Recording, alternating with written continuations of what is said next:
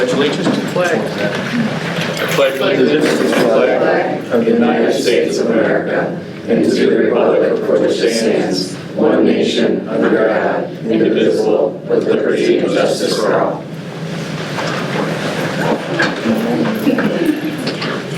Roll call vote. Attendance. Member Steele. Member Lyon Welch. Here. Member Frederick. Member Billsborough. Here. Member Holbrook. Here. Member Dean. Here. Member Lake. Absent. Okay, tonight first we'll have presentations from their Branch ISD 2026-2027 budget.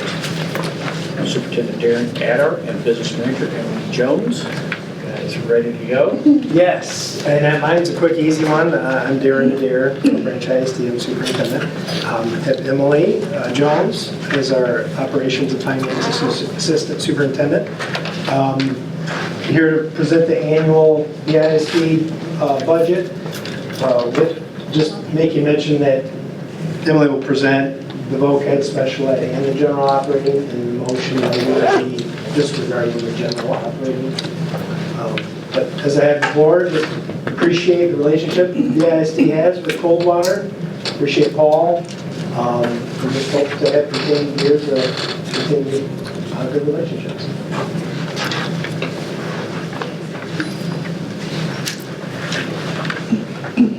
Good evening, members of the board and district leadership. My name is Emily Jones, and I am the Assistant Superintendent of Finance and Operations for Branch ISD.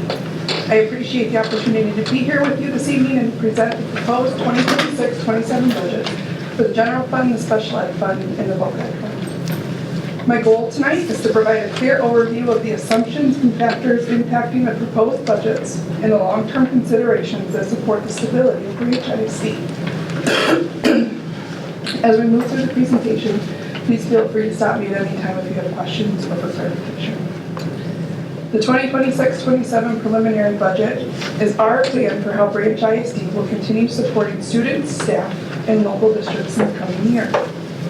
It outlines resources needed to operate programs and services while also helping ensure the long-term financial stability of our district. More than just numbers on a page, the budget reflects our priorities, the challenges we are planning for, and our commitment to being a strong, reliable partner to our local districts and the communities we serve. The district's vision, nothing less than success for all, continues to guide the decisions reflected in the budget proposal.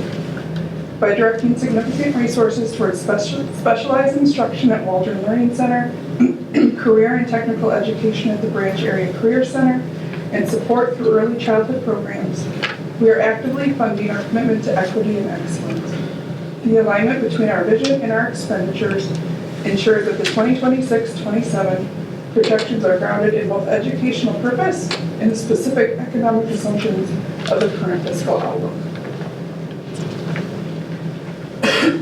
Maintaining a stable revenue is essential to support ongoing district operations and services. For the 2026-27 fiscal year, the budget projections include a 5% increase in property tax revenue for the special ed fund and the voc ed fund, while the general fund property tax revenue is projected to remain at current levels. State funding across all three major funds has also been maintained at current funding levels.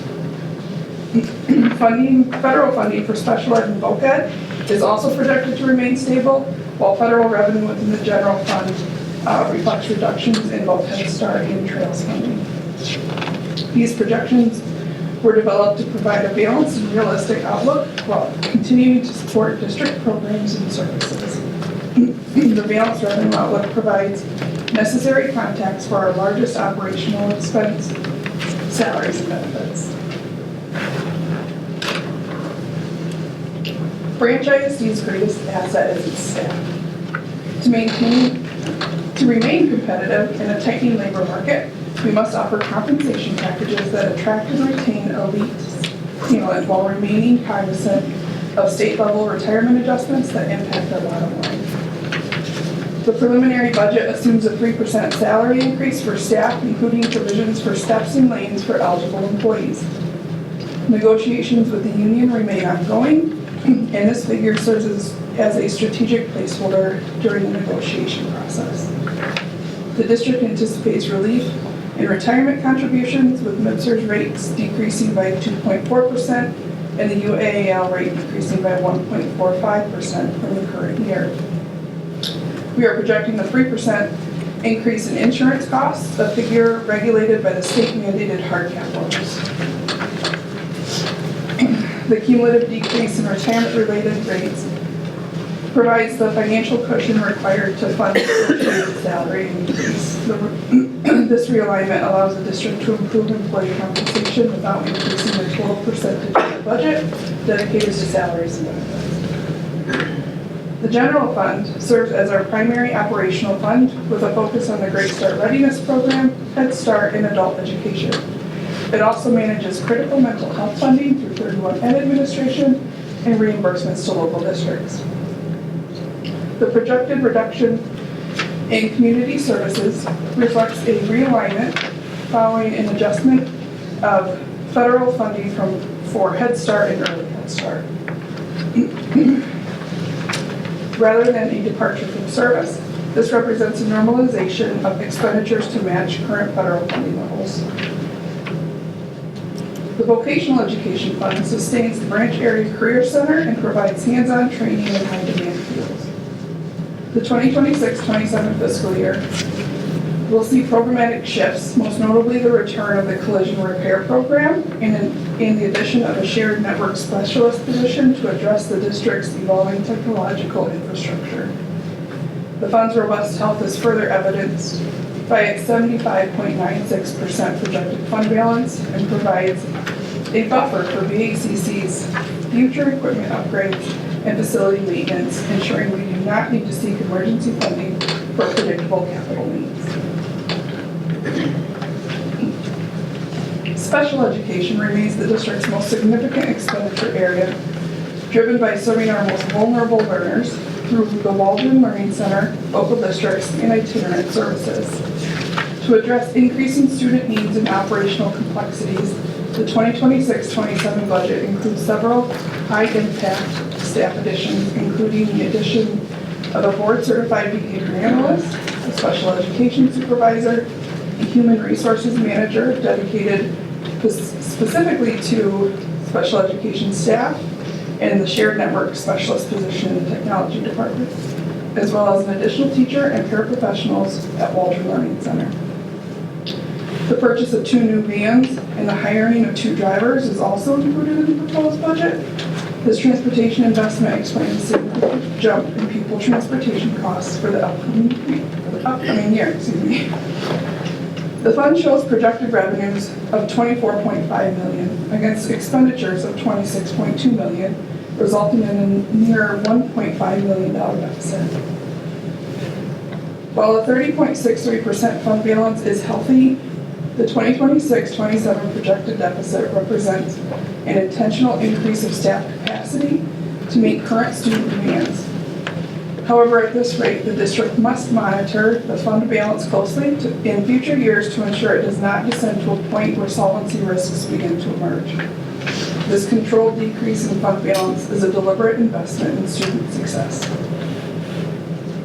The maintenance of strong fund balances is a primary indicator of the district's long-term solvency and its ability to withstand unforeseen economic volatility.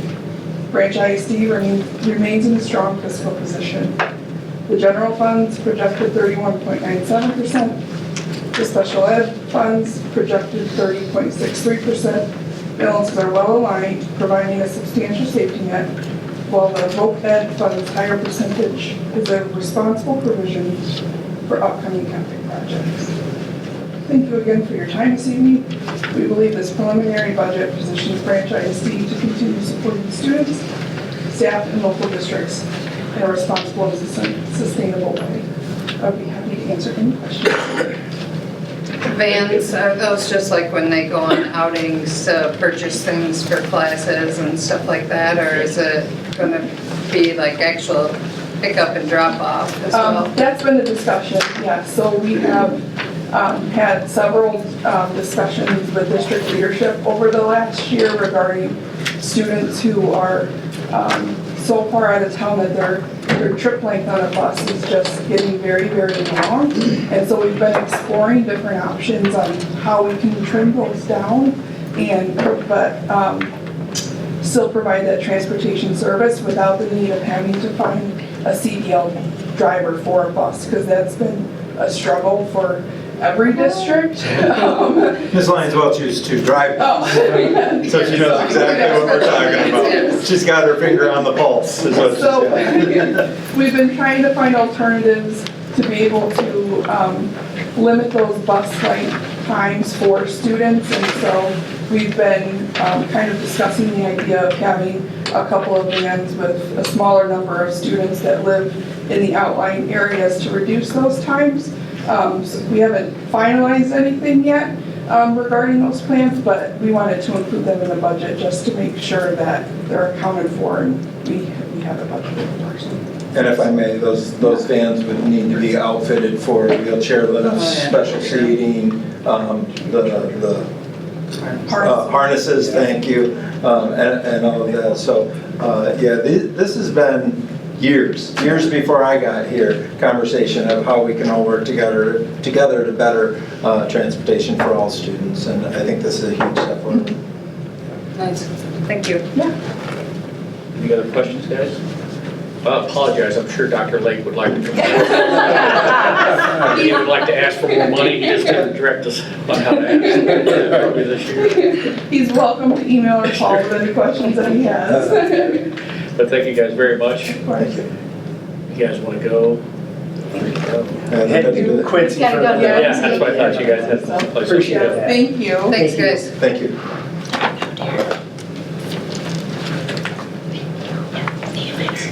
And then next, we have a presentation from Integrated Functional Supports, LLC. Hello, everyone. Is it okay if we stand over here? Absolutely. Okay. So for those of you who do not know me, I'm Lindsay Williams, co-owner of Integrated Functional Supports. I'm Tiffany Billings, I'm the other co-owner of Integrated Functional Sports. And I'm Valley Aldo, and I'm a BCBA at IFS. So we have been doing some behavior support and data collection and behavior intervention at Max Larson, and that's what we're presenting on today. We're going to try to make this as quick as possible. We did collect a lot of data over the time that we've been there, which we started there the end of February, beginning of March. And so the data that we have is just a select few things that we can just present to you tonight because there's just so much data that we've collected.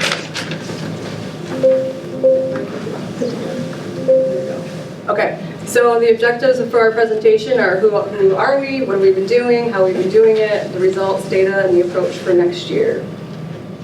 So who we are, so if you haven't heard of IFS, we're here in town, Dr. Lake's old office actually.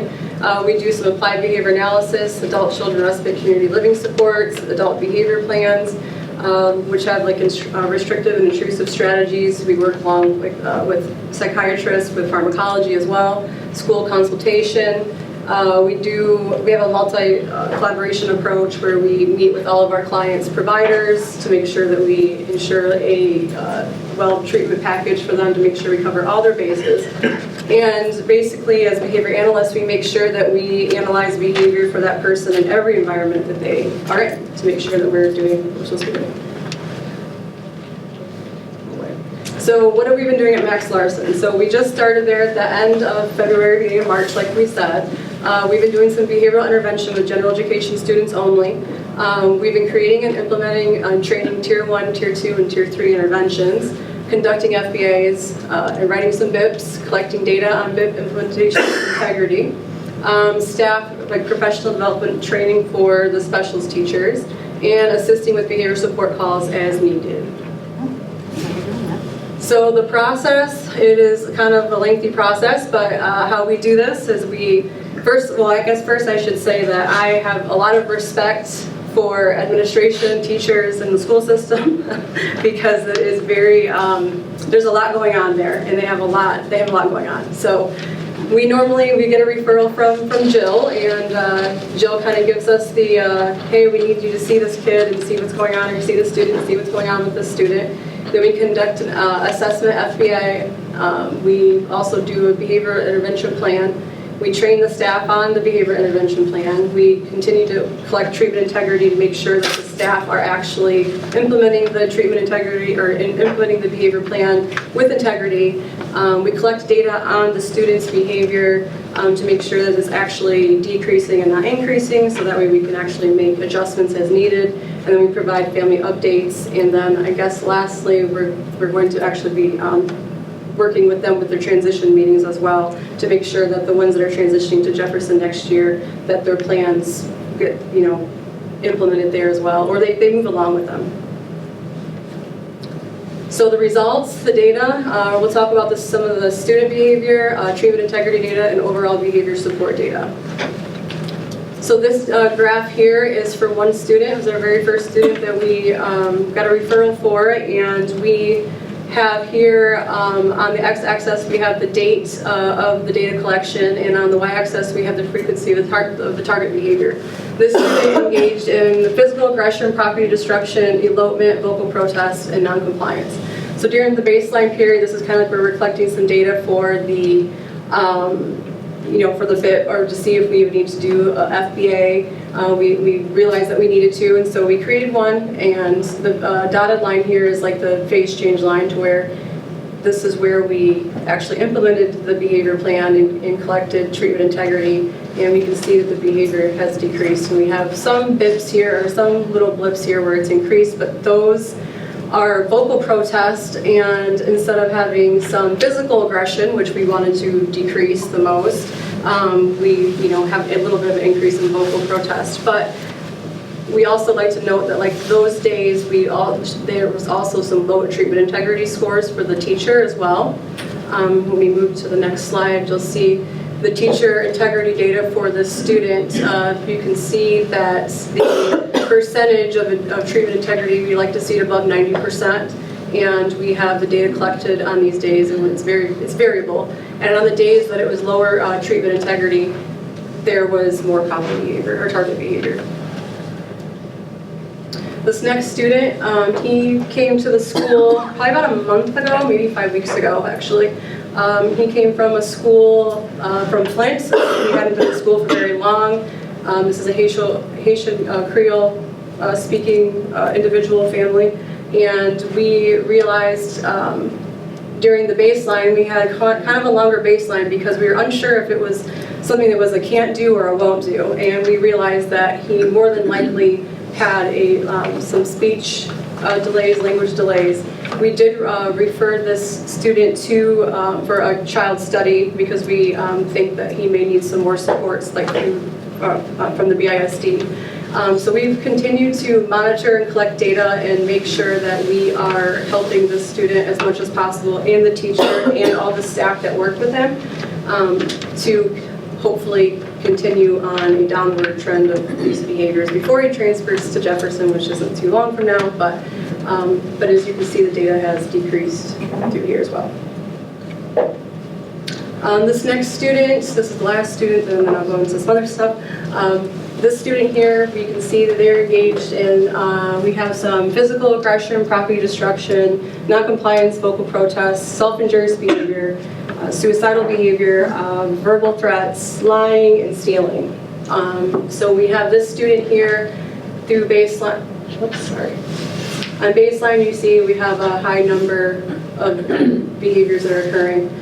We did an FBA, we figured out the function of the behaviors, and then as we are implementing the plan, you see there's an increase through here for some self-injurious behavior and suicidal.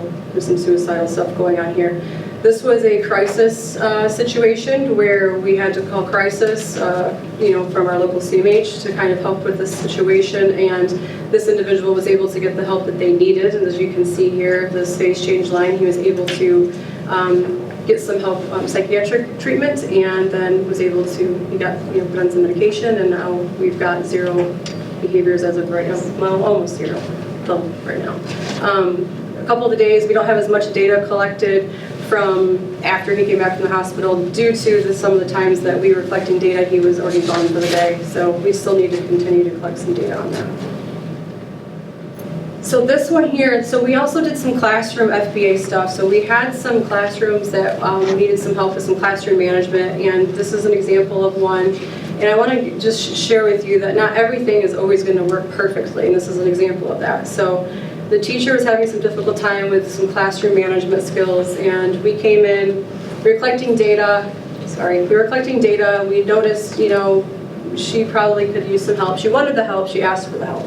So we provided it for her, but there wasn't a lot of follow through. As you can see, the behaviors kind of increased of the number of times of her calling behavior support, which is, we were hoping to see that to go down. However, no matter how many times we tried to do, follow up and tried to guide her, and kind of dodging a lot of our meetings and implementation of things, and so this was more of just not of a follow-through type of situation. However, as we're coming in at the end of the year, these behaviors and stuff with the students had already been occurring for such a long time that the classroom was already kind of, I don't want to say that it was just a lost cause by any means, but it would be difficult to turn it around, and it was a lot of work for her to be able to do that. So if we were in there every single day, that probably would have been different, but we weren't able to be there every single day. And that was a Young Fives classroom. It was very, very difficult classroom, So this next graph, I would actually like to go ahead and go. This next graph that we have is some students that we worked with that we actually did an FBA for, but then also some that already had intervention strategies in place. So for student 3 and 4, they already had some intervention strategies in place, and we were kind of able to get into the classroom and help the teacher implement those strategies with them. So the graph on the left side is before we helped out, and then the one on, it's very faint. It's very faint. On the right side is the number of times behavior support was needed after we were able to help It reduced, I can see. in their A lot classroom. here. Yes, yes. Yeah. That's well done. And that number 3 was 0, since we started helping out. And then student number 5 was actually the example that Lindsay gave earlier with that one kid that was on the medication. So his behavior support that was needed also decreased a lot too. This graph we have is behavior support reports by class. So these are just different teachers and the number of times behavior support was needed by each teacher. For the teachers that had significantly higher behavior support calls needed, we noticed that those were teachers who, like Lindsay said, there wasn't consistent implementation of behavior management strategies within their classrooms. And then Lindsay actually interviewed some of the teachers that had lower behavior support calls needed. And what they told her is that they set these clear expectations at the beginning of the year, and there was visuals in their classrooms of what behaviors were expected, and then also reinforcement strategies within their classroom. And this is behavior data for the whole entire year Yes. of behavior calls. Yes. This next graph is also behavior calls since the beginning of the year, but just school-wide per month. And like Lindsay said, we started around March, end of February, and there's been a decrease in the number of behavior support calls that have been needed within the school. And I think that also contributes to, like Lindsay said, we had some trainings with the specials teachers, and then just teachers kind of talking amongst each other and generalizing the different strategies that they could use within their classroom. Then our approach for next year is to get more professional development training on those early release days to be able to help teachers with classroom management, behavior management, and then ensuring teachers teach and enforce those expectations early. Like Lindsay said, some of these classrooms, it was just behaviors that have been reinforced since the beginning of the school year that would take a lot of time to almost reteach them of how to appropriately behave in the classroom. So getting those expectations set clear early on would be very beneficial.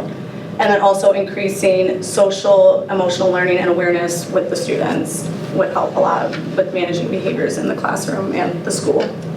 With the younger kiddos, we noticed that there was a lot of students that are just unable to emotionally regulate themselves at that age. They're unable to sit still during any kind of instructional time, and that's across the board in almost every single classroom. So it's not like the teacher's doing something wrong, it's the students are unable to they're not coming prepared. Does that make sense? They're not coming prepared to be able to emotionally regulate themselves, play well Yes, that's social together. aspect. They're unable to play in an appropriate way. They're playing rough, they're playing Like hitting, inappropriately. biting, yeah. So we did notice that as well. We didn't share that data on here, but that's just one of the reasons why we think that if we are able to approach it at the beginning of the year and set those expectations and collect data on teacher implementation integrity to make sure they have clear instructions on what they need to be telling their class for their expectations, that we could maybe decrease some of those that need for behavioral support, as many calls, because they're calling all day. Yeah. You guys have any questions for us? I have a question. Does the audience know what, or board members, what an FBA is? I'm not sure if you guys all do. I figured the audience would know what FBA is, Functional Behavioral Assessment And the BIP? and a Behavior Intervention Plan. So the like FBA with the functional behavior assessment is when we do our like observations, collect data, talk with caregivers, all that, the teachers kind of get all the information, and then the BIP is the plan, so what strategies would be implemented, what behaviors we're targeting, and things like that. Yeah, and we spend about 30 to 35 hours on an FBA, and then writing the plan, and then training it. But we collect, so we have ourselves, we're both licensed behavior analysts, and then we also have staff that come in, and even Tiffany comes in to collect data, and we kind of threw as many of our staff as possible at it and kind of just put them everywhere collecting data. So we kind of create everything and then send them into the classrooms on different scheduled times and then have them collect data 30-minute intervals here, 30-minute, we're following the children, the kids in the classrooms, in the hallways, cafeteria, recess, specials, wherever they go, we're following them, so collecting data. Not a question, just a statement that first and foremost, I appreciate the clarity of this presentation, because I think when we first started talking about this, it was just assumed that you would come in and work with kids. And I really like how you've integrated working with the teachers as well. You know, the consistency of their expectations, the teacher integrity, that type of thing. Working with teachers to help add to their, we used to call it, their bag of tricks on how to deal with student misbehavior. And that you're doing it with students of such a young age, because I'm reminded often that not only are these kiddos coming to school not knowing what school is, but many of them have never heard the word no before. And so they don't know how to react to that. So I really appreciate the look at the data, because it's always been said, what gets measured gets done. And I think this really shows a good visual of the work that's being done. And I thank you for this presentation. You're welcome. Thank you for having us. Good, thank you very much. This would be a good time to go if you guys don't want to stick around for the rest of the meeting.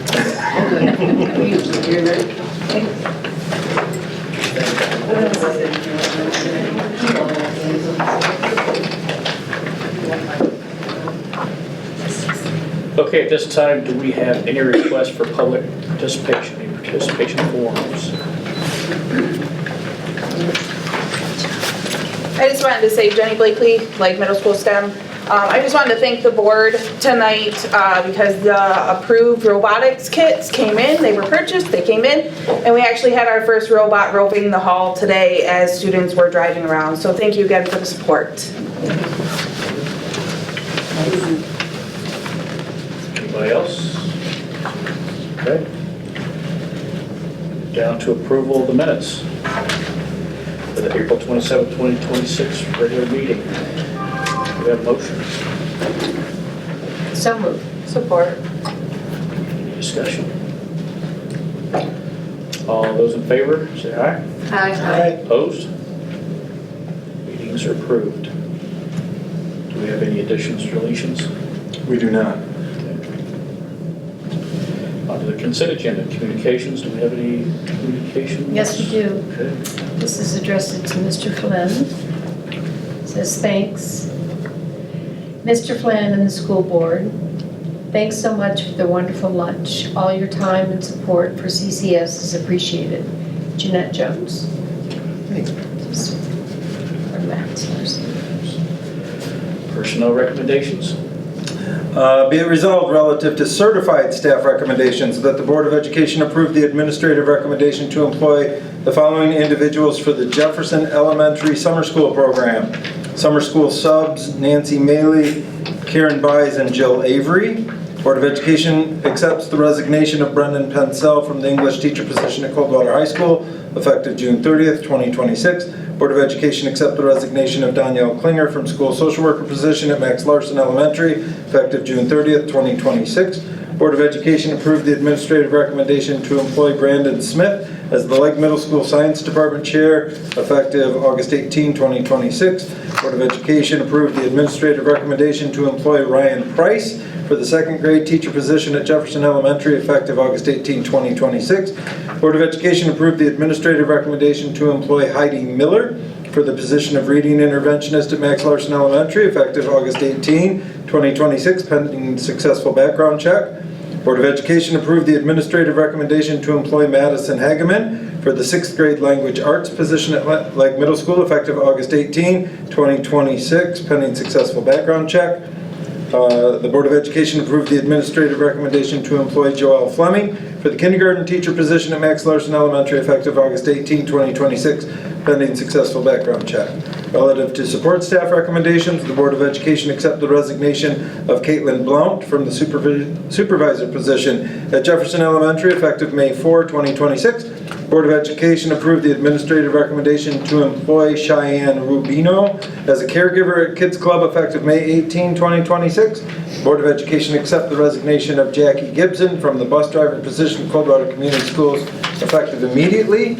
Relative to extra duty staff recommendations, the Board of Education approved the administrative recommendation to hire Jenny Blakely for the robotics coach position at Lake Middle School beginning 26-27 school year. And the Board of Education approved the administrative recommendation to hire Mallory Repka? Z is silent. For the girls varsity basketball head coaching position beginning the 26-27 school year, again, pending successful background check.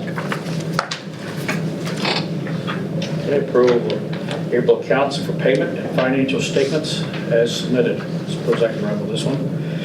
Be resolved, the following accounts of April be approved for payment as follows. General fund accounts in the amount of $2,275,829.47. Special revenue accounts in the amount of $204,692.14. And be it resolved, the general fund financial statements be approved as presented.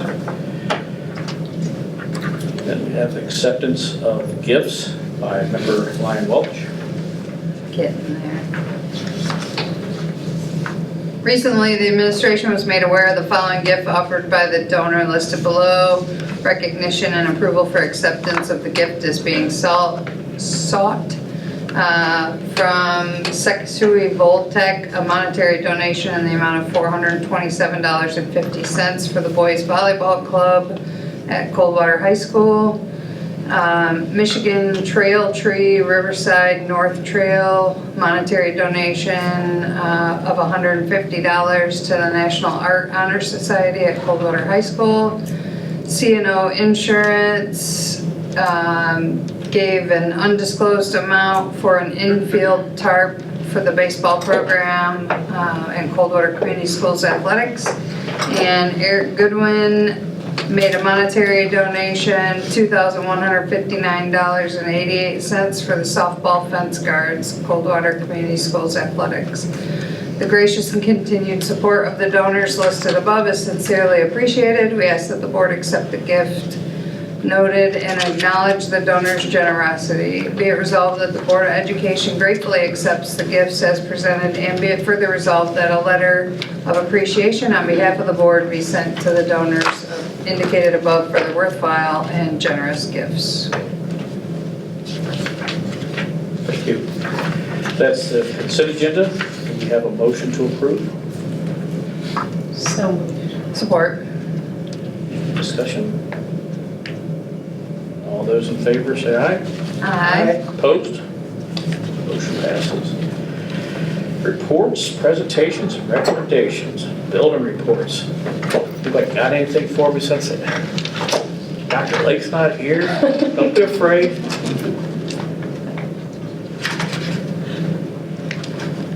Mr. Dane's got anything for us? I'd just like to thank the elementary administration and staff. Last week we wrapped up our training of HMH into reading, our first training, as we look for full implementation next fall.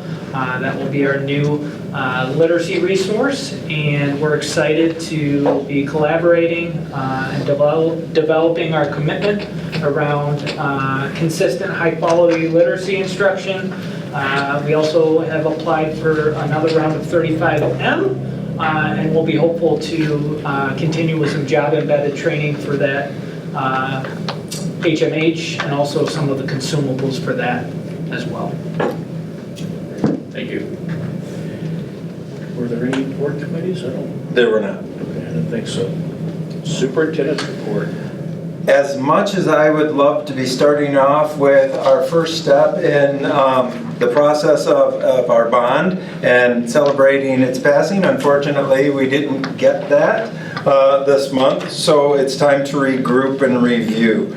Because we can't ignore the fact that there are still needs, especially in the high school. So I have meetings scheduled for review and discussion as to how to address the remaining needs of the high school. I'm meeting with the architects and the construction management firm tomorrow, and we're going to begin the discussions of how do we look at the footprint, and you know, we specifically, I asked them to bring ideas because we tried to promote as much as we could the needs for a roof that doesn't leak, central air conditioning, and workable learning spaces in classrooms.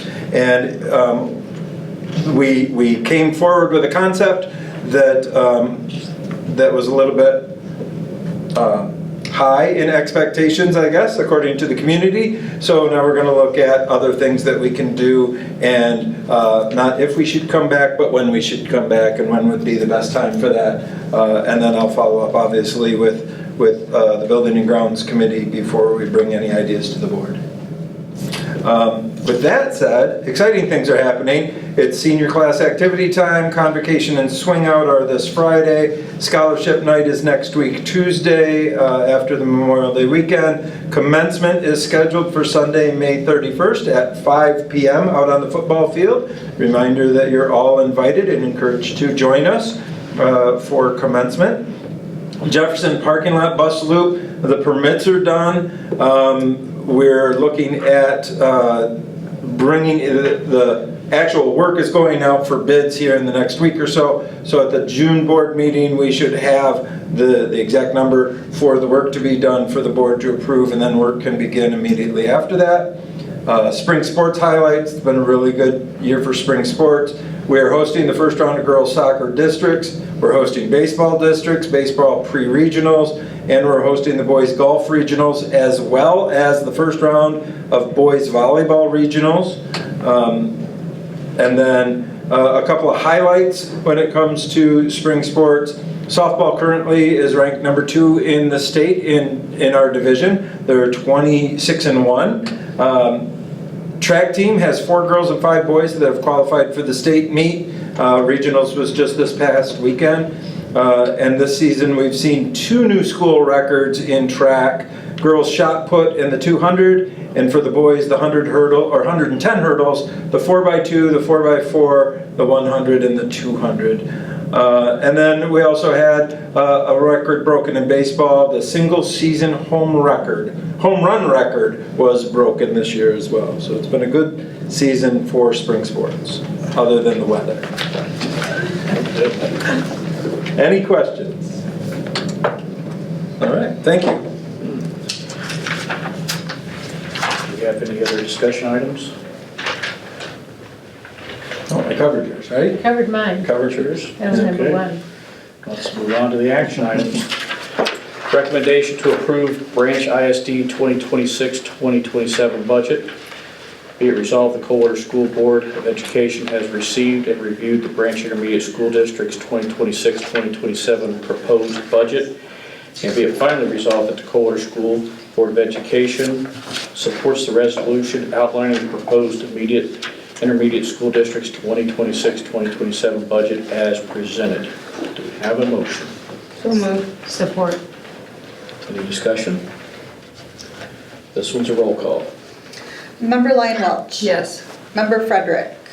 Absent. Member Billsborough. Yes. Member Holbrook. Yes. Member Steele. Absent. Member Dean. Yes. Member Lake. Absent. Good, motion passes. Next, we have the second reading and adoption of revised and new policies. Be it resolved, the Board of Education acknowledges the recommendation of the Policy Advisory Committee to adopt board policies 01000, 1410, 2370.01, 2417, 2418, 4210, 6320, 6325, 7540.09, 8120.09, 8402, 8655, and to rescind policies 3120.09 and 4120.09 on the second reading as submitted. Do we have a motion? So moved. Support. This too, any discussion? You have a question, I guess for Mr. Farmer. It says in the policies that we require new coaches to take a course in the MDE or the MHSAA before they become coaches. Is that still done? Yeah, the coaches either have to do a CAP 1 or CAP 2 training. Okay. Thank you. And those are usually online, correct? No, those are in person. Oh, shows you what I know. All right. They'd like to do them on. They are in person. So roll call vote. Member Frederick. Absent. Member Billsborough. Yes. Member Dean. Yes. Member Holbrook. Yes. Member Lyon Welch. Yes. Member Steele. Absent. Member Lake. Absent. Motion passes. Next one is recommendation to approve the quotes from Floor Care Concepts for the restoration and recoating of the gymnasium floors. This will include the high school main, says high school main twice, middle school gym, Lakeland School Gym. Be it resolved, the Board of Education approves 4 quotes for Floor Care Concepts for the following amounts as presented. High school main gym, clean floor restore gloss using furnishing process, $2,800, $53.60. High school main gym, prepare and apply gym finish and final floor finish, $12,408.44. Middle school gym, prepare, apply 2 coats of gym finish and final floor finish for $7,050. Lakeland School Gym, prepare and apply 2 coats of gym finish and final floor finish of $5,974.16. Is there a motion? I have a question. They're all the same size? At least I know Lakeland is and the high school gym is. Is it the age that they apply something different depending on the age? Part of it. The other part is the high school gym, the amount of use. I mean, as a classroom all day and then almost every evening, the continued use. And my bet is, and Mr. Farmer can correct me if I'm wrong, in the high school gym, we always, in my experience, always used what they call the varsity finish, which is a harder finish. And then the elementary gym's got a less expensive but still durable finish. Is that still the case? That's correct. And for the main gym at the high school, we, in probably 2 weeks, we do a screening. It just kind of takes all the gunk that's been on it for since winter time.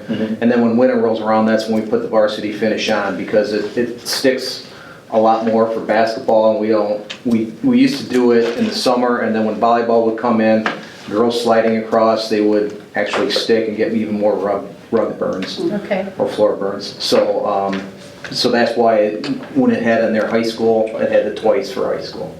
Okay. So the old gym is one of those? We do not do the old gym. That was one of those. Okay. Probably That's do one of that. my comments. What about the old gym? It's too old. Right. So, But and also when we have the volleyball, or excuse me, when we have gymnastics in there, the chalk and just the wear and tear on the mats Yeah. really tears the floor up.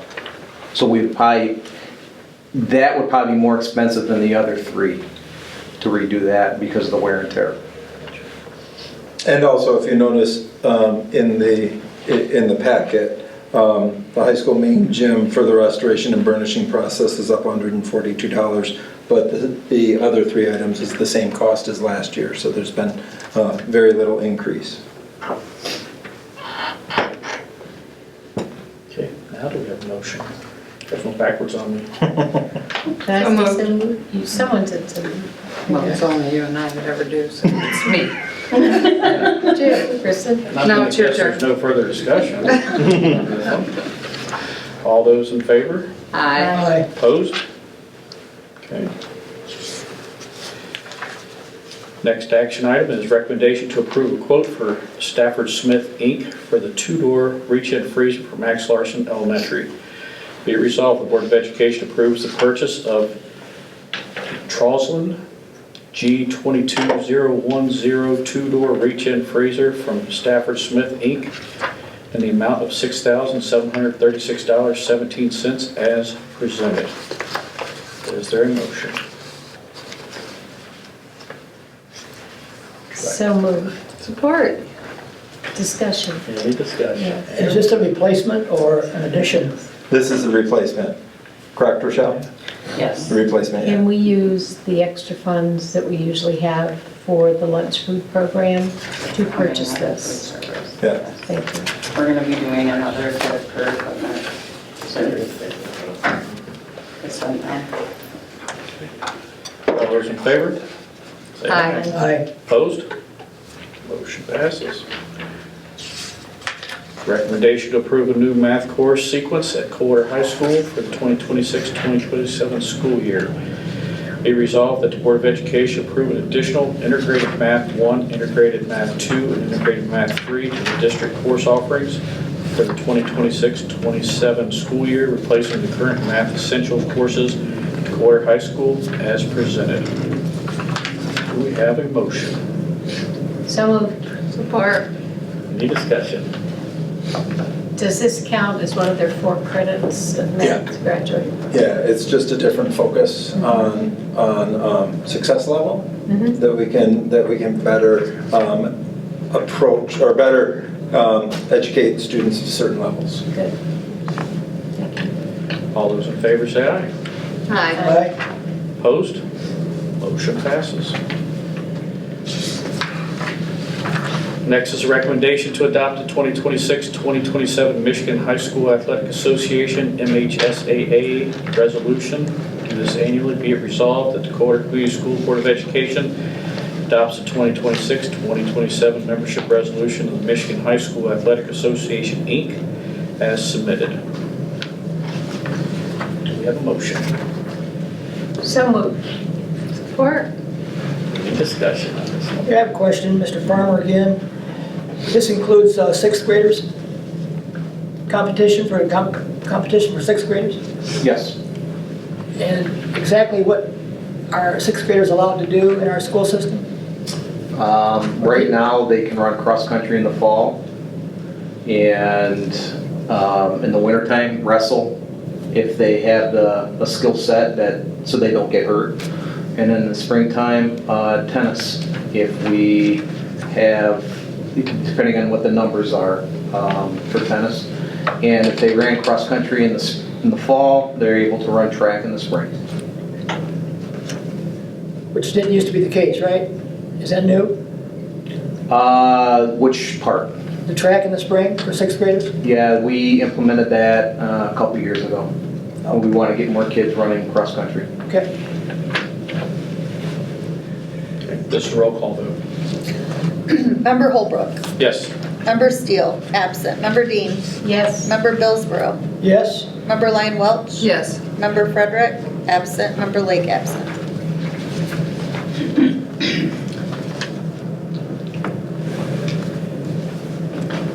Passes.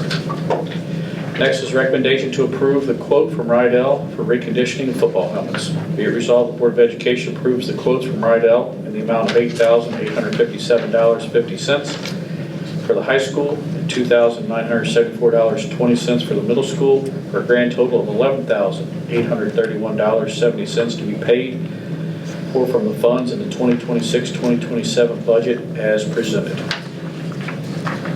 Do we have a motion? So moved. Support. Any discussion?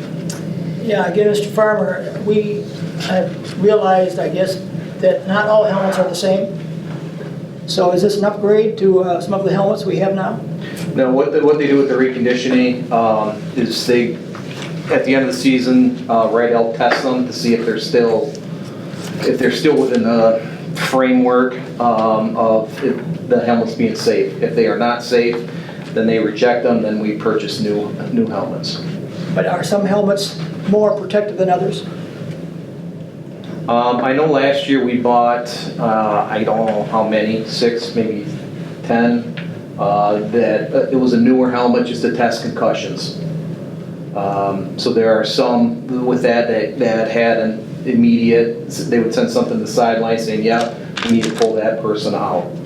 And there are also different helmets depending upon, what position they play, because they're more susceptible to concussions. So are we upgrading more helmets this year or not? What we're going to do is we're going to find out how many get rejected, and then we will take a look and see what we need to do. Unfortunately, just like everything else, helmets aren't getting any cheaper. But it fails in comparison to somebody's health. So. Sure. Thank you. You're welcome. Any further discussion? Not all those in favor, say aye. Aye. Opposed? Okay, motion passes. Recommendation to approve a new 8th grade digital literacy for STEM course at LMS. All right. Be resolved, the Board of Education approve the 8th grade digital literacy for STEM course at Legg Middle School as presented. Do we have a motion? So moved. Support. Any discussion? Not all those in favor say aye. Aye. Opposed? Motion passes.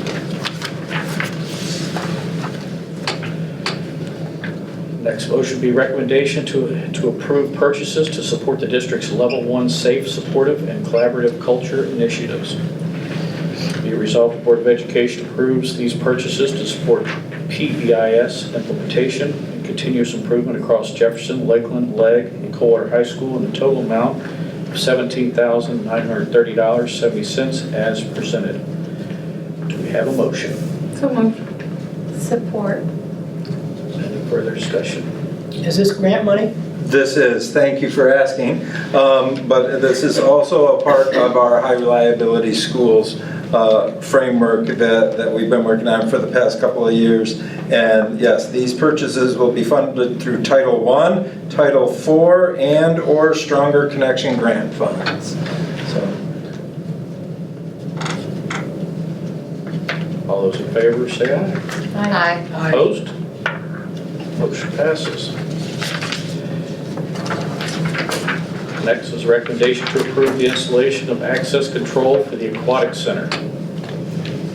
Be it resolved, the Board of Education approve the purchase of access control for the Aquatic Center from Town and Country in the amount of $17,331 as presented. Do we have a motion? So moved. Support. Any discussion? This has nothing to do with the pool, right? well, it's access to the building. Currently, it's difficult for a lot of people to get into the building, like the custodial crew and everything else, and this falls under, in our conversations with the city and our committee, this falls under general operations and maintenance, so that would fall on us. But this is also money that could be used from the money that's been designated from the city and from the county that we call its own sinking fund, for lack of a better term. So it's going to be the card reader access like we have in our regular school buildings. Okay, thank you. You're welcome. All those in favor? Aye. Aye. Opposed? Okay. Passes. Recommendation to purchase 2 new school buses. Be resolved, the Board of Education approves the purchase of 2 new buses through Midwest Transit Equipment, 1 special education bus in the amount of $174,293, and 1 general education bus in the amount of $159,101 as presented. And then part of this is the special ed bus would be air conditioned. Air conditioned. We'll have some dollars coming back from the ISD. Yep. Do we have a motion? So moved. Support. Any discussion? This one is a roll call vote. Member Dean. Yes. Member Holbrook. Yes. Member Ryan Welch. Yes. Member Steele, absent. Member Frederick, absent. Member Billsborough. Yes. Member Lake, absent.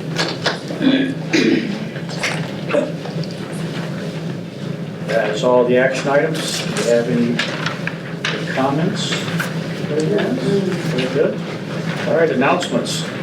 There will be a public hearing for the 2026-2027 proposed budget. Is scheduled to be held on Monday, June 22nd, 2026 at 5:30 p.m. prior to the regular meeting of the Administrative Service Center located at 401 Soft River Drive in Coldwater. And the next regular meeting of the Board of Education will be held Monday, June 22nd, 2026 at 6 o'clock in the evening at the Administrative Service Center located at 401 Soft River Drive in Coldwater. We're adjourned. Thank you, everybody.